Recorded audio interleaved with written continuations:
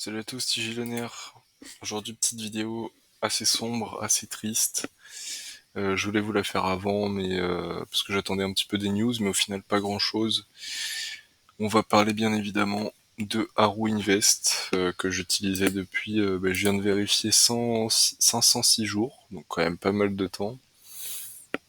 J'ai eu le temps de récupérer des gains dessus, ce qui est plutôt cool, sachant que depuis le 13 juin, donc déjà 2 semaines, ils ont arrêté les retraits et les dépôts.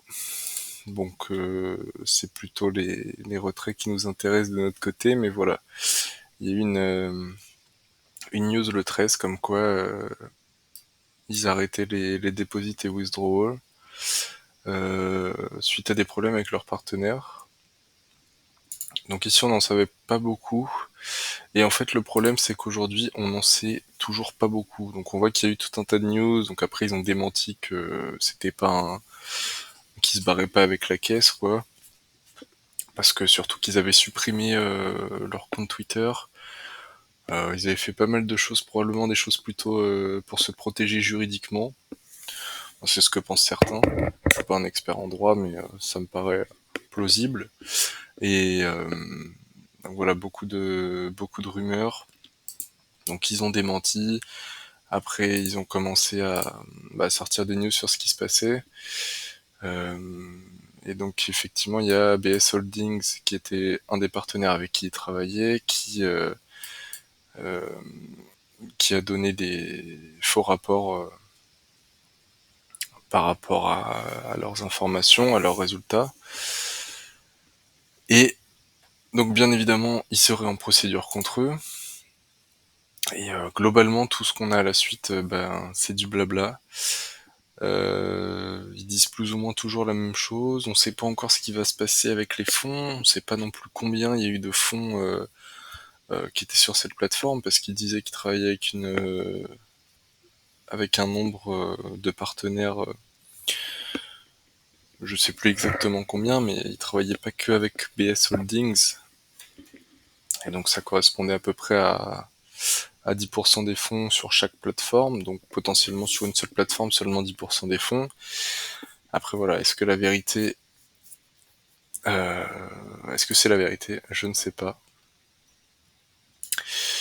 Donc voilà, beaucoup de news, beaucoup de suppositions, notamment sur Reddit. Et aussi on a une news, alors je sais plus laquelle c'est. J'avoue qu'elles se ressemblent toutes, mais qui laissait penser à peut-être que le Earn Explore se ferait couper. Parce qu'en fait, il y a deux produits. Donc, sur Haru, il y a le Earn Plus, qui est le produit de base, qui est censé être très peu risqué.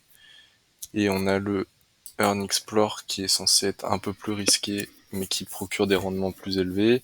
D'ailleurs, les rendements sur le Earn Explore ont drastiquement baissé. Donc, peut-être qu'il n'y aura qui prendront que par exemple les rendements de Earn Explore ou qui prendront simplement tout Earn Explore. Je sais pas du tout. Ce serait un peu comment dirais-je injuste et surtout pas très légal, je pense. Enfin bon, à voir comment ils vont jouer avec les conditions, tout ça. Visiblement, donc Hugo Lee, qui est le CEO, a viré, je pense tout parti de son office en Corée du Sud, parce que c'est une entreprise sud-coréenne. Donc pourquoi il a fait ça, on sait pas trop. Peut-être pour les protéger, peut-être parce qu'il va se barrer avec la caisse, ce qui m'étonnerait quand même, puisque je pense que c'est pas forcément si facile en Corée du Sud. On voit Duno, celui qui a fait Crash, enfin pas qui a fait Crash, mais qui était responsable de Terra Luna et de l'UST, et qui a fait perdre énormément d'argent à certains investisseurs l'année dernière, en mai, est en prison. Pour combien de temps, je ne sais pas, mais bon voilà. C'est pas des mecs qui se barrent aux Bahamas, quoi, quand t'es en Corée du Sud, visiblement. Donc voilà, pas grand chose de plus. Je vous tiendrai au courant si j'ai des news. en espérant qu'on récupère tout ou partie de nos fonds, ou qui cut simplement, par exemple les profits, hein, s'ils prennent tous les profits qu'ils ont fait qu'on a fait sur un an par exemple. Bon, à ce stade, on va pas s'en plaindre. Voilà. Après, dans ces lettres, effectivement, le CEO a l'air est plutôt rassurant vis-à-vis des investisseurs. Le problème, c'est qu'il nous dit absolument rien sur la situation, sur ce qu'il en est des fonds, sur combien il y avait de bloqués sur cette plateforme. Alors c'est peut-être effectivement un processus légal, mais voilà, on sait pas grand-chose et je pense qu'on a tous hâte de savoir où ça en est et est-ce qu'on va récupérer quelque chose, quoi. Moi personnellement, j'ai 3 000 $ de bloqués dessus. Bon, c'est pas forcément énormissime,